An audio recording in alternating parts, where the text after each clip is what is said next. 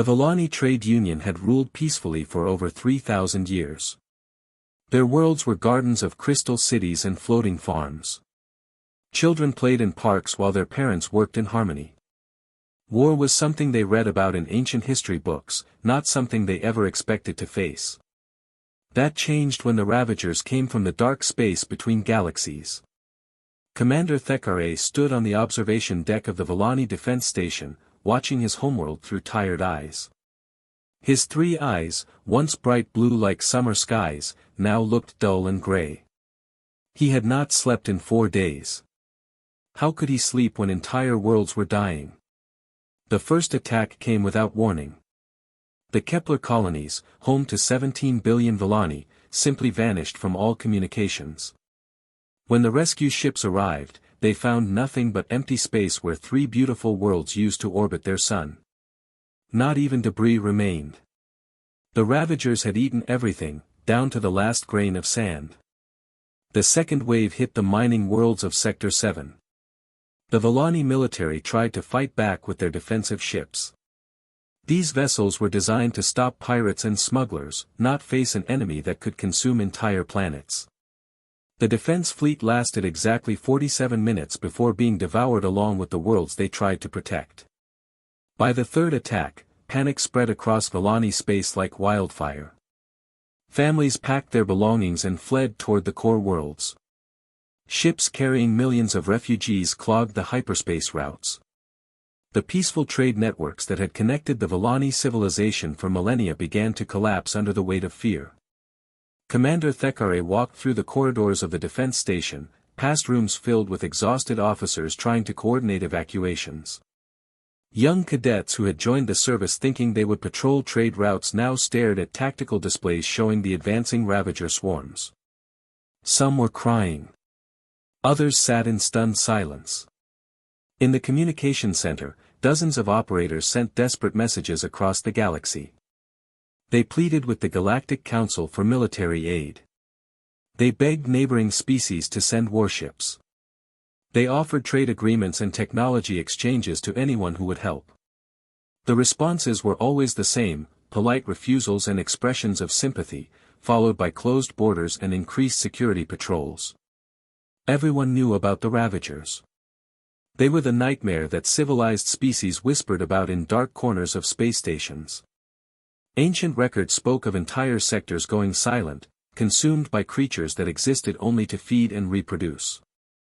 Most governments had secret protocols for dealing with Ravager incursions, and every single protocol boiled down to the same strategy: run away as fast as possible and hope they choose a different direction. Elder Mordan sat in the High Council chambers, her pale tendrils trembling as she read report after report of advancing Ravager swarms. At 400 years old, she was the oldest member of the council and had lived through famines, economic crashes, and natural disasters. But she had never faced extinction. The other council members argued frantically about evacuation plans and defensive strategies. Some wanted to abandon the outer worlds and fortify the core systems. Others suggested scattering the population across friendly space, hoping some Vallani would survive even if their civilization fell. A few radicals even proposed surrendering and hoping the Ravagers would show mercy. Mordan listened to their debates with growing sadness. These were good people trying to solve an impossible problem with peaceful solutions. The Vallani had built their entire society around cooperation and mutual aid. They negotiated instead of fighting. They shared resources instead of hoarding them. They had created a paradise among the stars through kindness and wisdom. Now that paradise was about to be devoured by monsters from the void. The quantum healing technology that made the Vallani famous throughout the galaxy could repair any injury and cure any disease. It was their greatest achievement, the gift they shared freely with other species. Perhaps someone would want it badly enough to risk fighting the Ravagers. When Elder Mordan finally spoke, her voice carried the weight of desperate hope. She authorized the transmission that would change everything, a distress call offering their most precious technology to anyone brave enough to help them survive. The message traveled across the galaxy through hyperspace relays and quantum beacons. It reached the core worlds where the Galactic Council debated and ultimately decided to do nothing. It found its way to military commanders who read it and filed it away with other impossible requests. It passed through systems where advanced civilizations calculated the odds of defeating Ravagers and found the numbers laughably small. But it also reached a small blue planet on the galaxy's outer rim, a world that most species actively avoided. Earth was classified as a Class 12 Deathworld, home to creatures so dangerous that even hardened mercenaries refused contracts there. The few xenobiologists who had studied Earth from a safe distance described it as a nightmare factory that had spent billions of years perfecting the art of creating killers. Admiral Jake Morrison read the Villani distress call while drinking coffee in his office at the Terran Defense Command. Unlike the other military leaders who had received the message, Morrison did not calculate odds or consider diplomatic consequences. He simply reached for his communication device and sent a reply that would echo across the galaxy. Within hours, the most dangerous fleet in human space began moving toward a rendezvous with destiny. Admiral Jake Morrison stood in the briefing room aboard the battleship Fury, looking at faces that would make most civilized beings cross the street. These were not the polished officers of Earth's regular fleet. These were the wolves that humanity kept in the shadows, the ones called when diplomacy failed and monsters needed to be fought with monsters. Captain Rick Davis earned his nickname, Hammer, during the Asteroid Belt Wars, where he had rammed his ship through 3 pirate vessels in a single engagement. His face carried scars from shrapnel, and his eyes held the cold calculation of someone who had survived battles that killed better men. The heavy cruiser Retaliation was his home now, its hull painted with kill marks from dozens of successful hunts. Major Lisa Parker sat quietly in the corner, earning her nickname, Ghost, by appearing where enemies least expected her. She had volunteered for the most dangerous missions Earth could offer, leading Marines into situations that regular soldiers called suicide runs.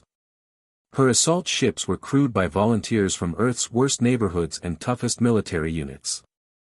Around the table sat captains who had commanded ships through asteroid fields under enemy fire, colonels who had led ground assaults against overwhelming odds, and commanders whose service records were classified so deeply that even Morrison did not know all their secrets.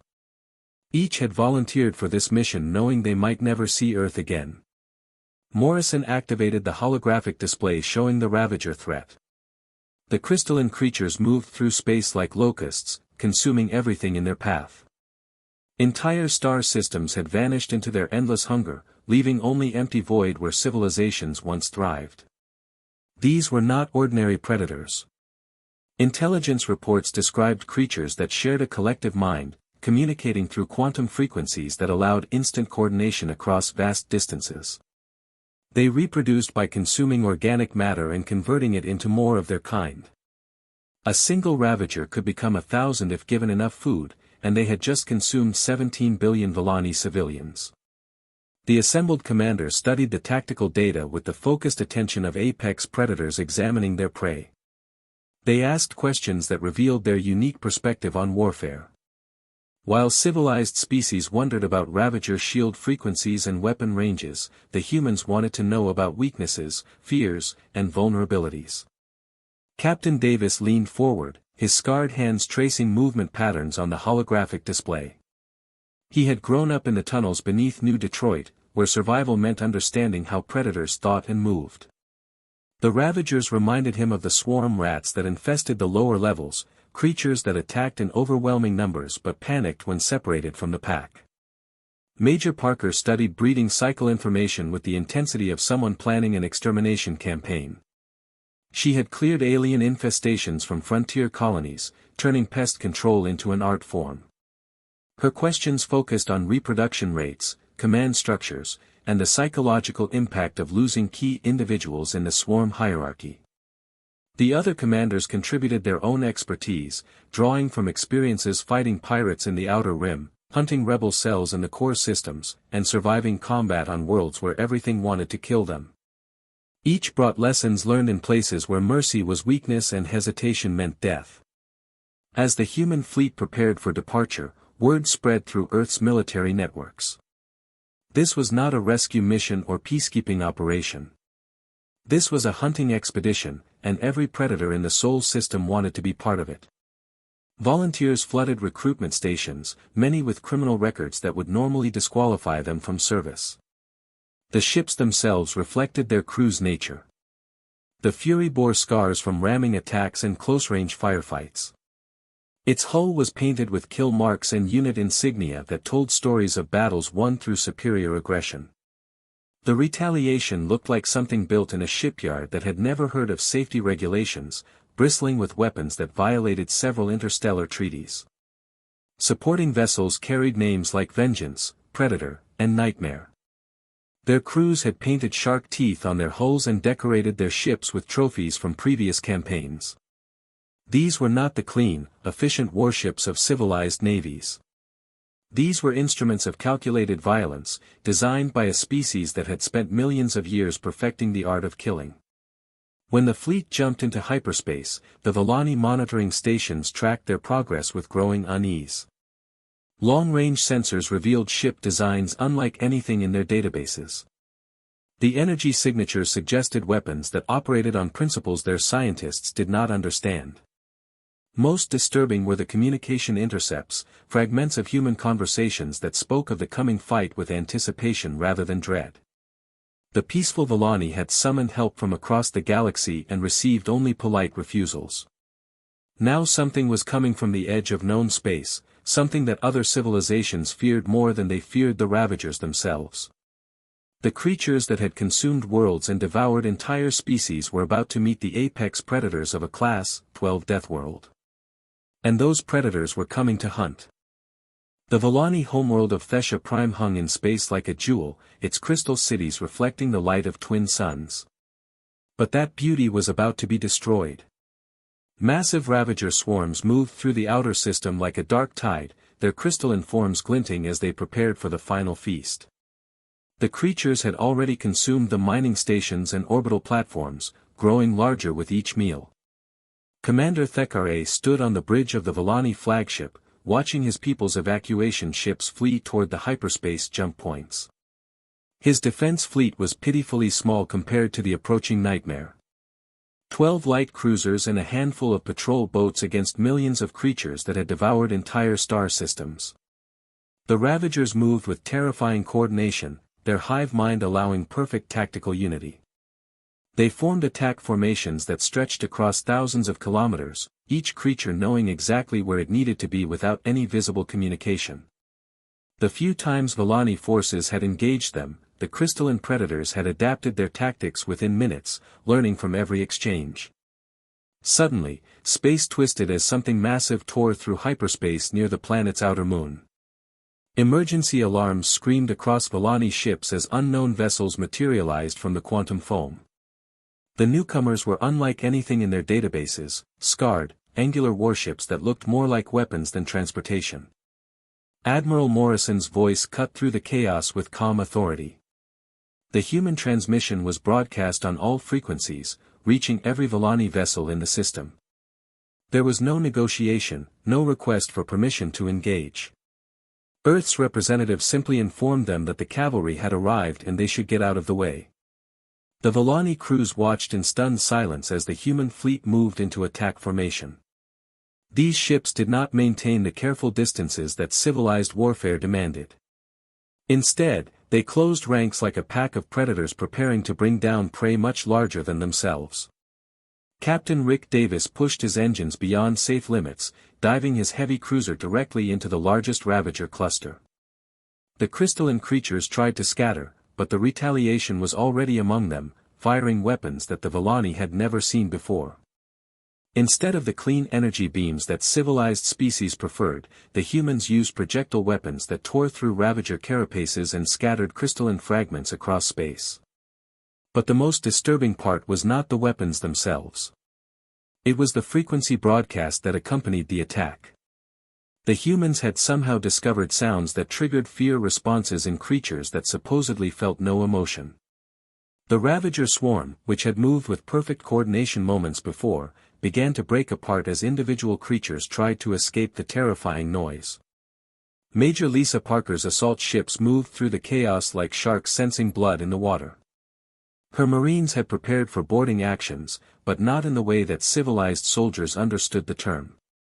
They had turned their ships into elaborate death traps, waiting for ravagers to attempt their usual boarding tactics. When the crystalline creatures cut through the hull of the assault ship Predator, they found corridors filled with explosive charges, poison gas canisters, and humans who seemed genuinely excited about close-quarters combat. The Ravagers had expected the usual terrified resistance they encountered from other species. Instead, they found Predators that fought back with enthusiasm. Sergeant Tom Kelly had earned his nickname, Bulldog, by refusing to back down from fights that smarter men would avoid. When a Ravager drone cornered him in a maintenance corridor, the creature expected easy prey. What it got was a human who grabbed its cutting appendages with his bare hands and used his combat knife to find weak points in its crystalline armor. The drone learned too late that humans had evolved as persistence hunters, creatures that could endure pain and keep fighting when other species would surrender. Throughout the battle, the Villani monitoring stations recorded something unprecedented. The humans were not just fighting for survival, they were enjoying themselves. Their communications were filled with tactical coordination mixed with what could only be described as predatory excitement. They shared kill counts, warned each other about interesting targets, and celebrated successful attacks with enthusiasm that chilled the peaceful observers. The human ships moved through space using tactics that violated every principle of civilized warfare. They used ramming attacks, suicide runs, and coordinated pack hunting strategies that turned the void into their territory. Individual vessels would sacrifice themselves to create openings for others, trusting their pack mates to capitalize on the opportunity. The Ravagers, for the first time in their species' history, began to retreat. Creatures that had consumed entire civilizations found themselves being hunted by something more dangerous than they were. The hive mind that had been their greatest strength became a weakness as the terror experienced by individual drones spread throughout the collective consciousness. Commander Thekare watched in amazement as his people's certain doom transformed into something else entirely. The humans had turned what should have been a massacre into a hunt, and they were winning. Earth's children had brought the law of the jungle to the stars, and the galaxy was about to learn why civilized species feared them more than they feared the Ravagers. The Predators had become the prey, and the hunters from Earth were just getting started. The Ravager breeding moon hung in the shadow of a dead star, a hollowed-out asteroid the size of Earth's moon. For thousands of years, this had been the heart of Ravager expansion, the factory where countless warrior drones were spawned to consume the galaxy. Its tunnels stretched deep into the rock, carved by generations of crystalline creatures that had turned the asteroid into a perfect hive. Captain Rick Davis studied the tactical display as his strike team prepared for insertion. Intelligence reports described a maze of interconnected chambers where Ravager queens laid eggs that would hatch into new swarms. The mission was supposed to be surgical: sneak in, plant explosives at key structural points, and collapse the breeding facility before the creatures could respond. But Davis knew his people better than that. Stealth was not in their nature. They were predators, and predators hunted. The insertion went wrong from the start, exactly as Davis had expected. Ravager sentries detected the human dropships before they reached the surface, and crystalline warriors swarmed toward the landing zones. Any civilized military force would have retreated and requested orbital bombardment support. The humans began hunting instead. Lieutenant Amy Brooks had grown up in the Australian outback, where survival meant understanding how predators and prey interacted in complex ecosystems. She earned her nickname, Viper, by striking from unexpected angles, using patience and careful positioning to overcome larger opponents. The tunnels of the breeding moon reminded her of the cave systems back home, where she had hunted everything from wild boars to escaped criminals. Brooks moved through the Ravager tunnels like a ghost, setting traps that turned the creature's own territory against them. She used explosive charges wired to motion sensors, creating kill zones that would eliminate entire groups of warriors. More importantly, she studied their movement patterns and identified the routes that led deeper into the hive complex. The Ravagers had never faced an enemy that thought like they did. Their tactics were based on overwhelming numbers and perfect coordination through their hive mind. Individual creativity and independent thinking were foreign concepts to creatures that shared a collective consciousness. When human traps began eliminating their patrols, the hive mind struggled to adapt because it had no reference point for such behavior. Corporal Mike Stone had a different approach to the mission. He had volunteered for the most dangerous assignments Earth could offer, earning his nickname, Razor, during urban combat operations where survival meant being faster and more ruthless than street gangs armed with military weapons. Stone preferred close-quarters combat, believing that looking his enemies in the eye gave him a psychological advantage that technology could never match. Stone stalked through the breeding chambers with nothing but his combat knife and the predatory instincts that millions of years of evolution had programmed into human DNA. He moved like the persistence hunters that his ancestors had been, tracking individual ravagers through the maze of tunnels and eliminating them silently. The creatures began to fear the darkness of their own home, knowing that something deadlier than they were was hunting them. The deeper the humans penetrated into the hive, the more the ravagers' coordination began to break down.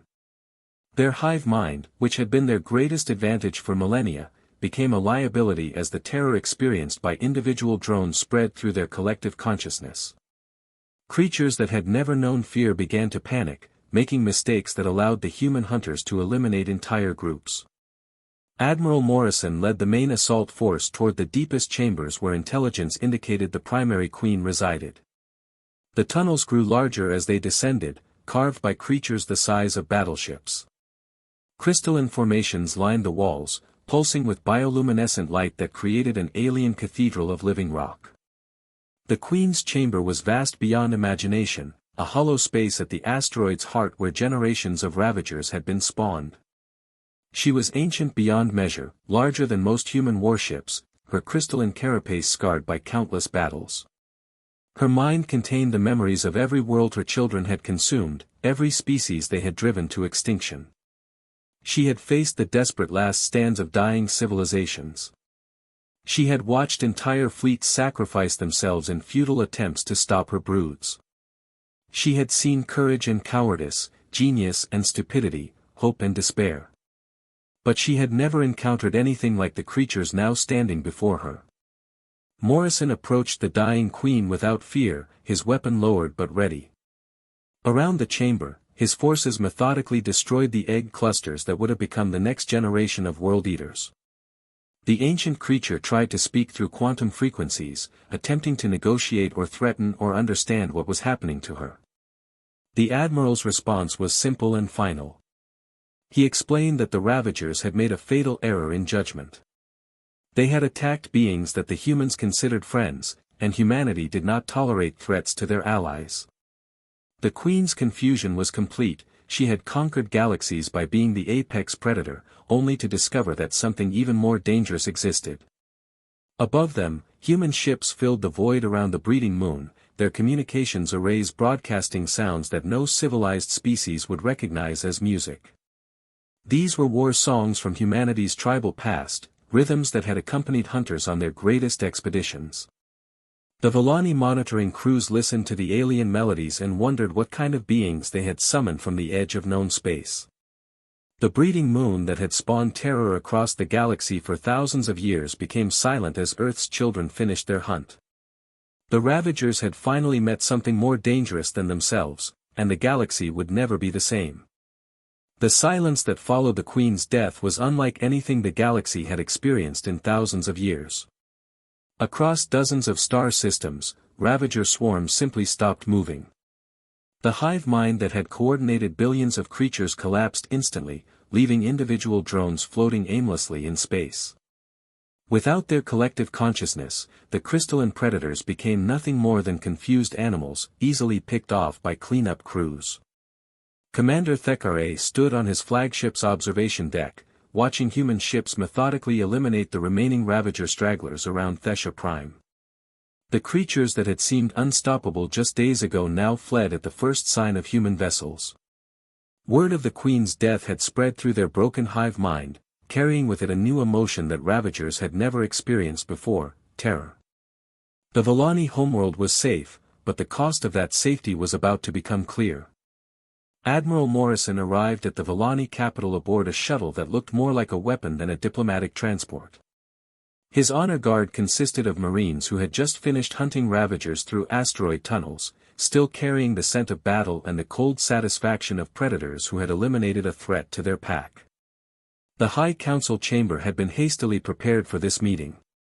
Elder Mordan and her fellow council members had spent hours debating how to approach negotiations with beings who fought like demons and seemed to enjoy violence more than civilized creatures enjoyed art or music. Their advisors had no reference point for dealing with a species that other civilizations feared more than they feared galactic extinction. Morrison's terms were presented without ceremony or diplomatic language. He sat across from beings who had ruled peacefully for millennia and explained the price of Earth's intervention with the casual tone of someone discussing a business transaction. The humans wanted access to Villani quantum healing technology, detailed star charts of the local sector, exclusive trade agreements that would give Earth priority in commercial negotiations, and most importantly, permanent defense pacts that would make humanity the Villani Union's military protectors. The council members listened in growing unease as Morrison explained what those defense pacts would mean. Human warships would patrol Villani space. Human marines would establish bases on key worlds. Human intelligence operatives would monitor potential threats and eliminate them before they could become problems. The peaceful civilization that had existed for thousands of years would now exist under the protection of the galaxy's most dangerous predators. Elder Mordan asked the question that haunted every council member's thoughts. What guarantee did they have that their protectors would not eventually become their conquerors? Morrison's answer was simple and chilling. Humans did not want to rule the Villani Union because ruling was boring. They preferred hunting threats and solving problems through superior violence. The Villani could keep their government, their culture, and their way of life, as long as they understood that Earth would determine who threatened them and how those threats would be eliminated. As the negotiations continued, reports began flooding in from across the galaxy that changed everything. The Karvak Syndicate, a criminal organization that had terrorized trade routes for centuries, had suddenly withdrawn all operations from Villani space.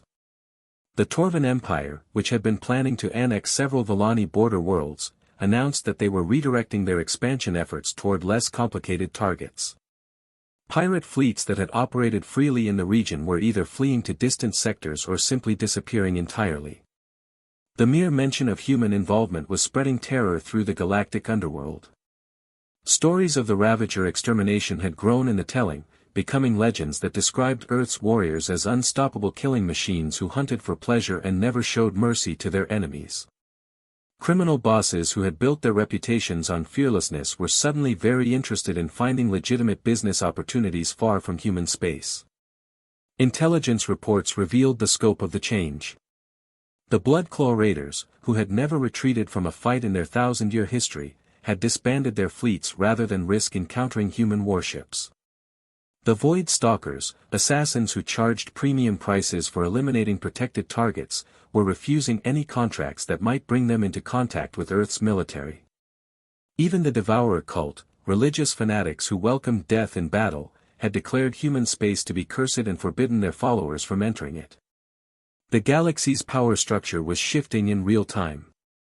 Civilizations that had spent resources on military defense were suddenly realizing that they could redirect those funds toward economic development if they could secure human protection. Trade routes that had been considered too dangerous to use were opening up as pirates and raiders fled to safer hunting grounds. Elder Mordan addressed her people through broadcasts that reached every Villani world. She spoke honestly about the choice they faced. The beings who had saved them were indeed monsters, creatures that other species crossed star systems to avoid. But they were monsters who had chosen to be guardians rather than conquerors, protectors rather than predators. In a galaxy filled with threats that peaceful civilizations could not handle alone, there was no better ally to have. The council vote was unanimous, but not because the decision was easy. Every member understood that they were trading their independence for survival, their peaceful isolation for protection that came with teeth and claws. But they also understood that the alternative was extinction. Morrison's parting message was broadcast on all frequencies as the human fleet prepared to depart. Earth's ambassador to the galaxy spoke with the confidence of someone whose people had just proven they were the apex predators of known space. The galaxy was indeed safer now, but that safety came with a price that everyone understood. Word spread through hyperspace communications and quantum beacons, carried by traders and diplomats and refugees who had witnessed humanity's first major intervention in galactic affairs. The message was simple and terrifying in its implications. Earth protects its own, and the Villani belonged to Earth now.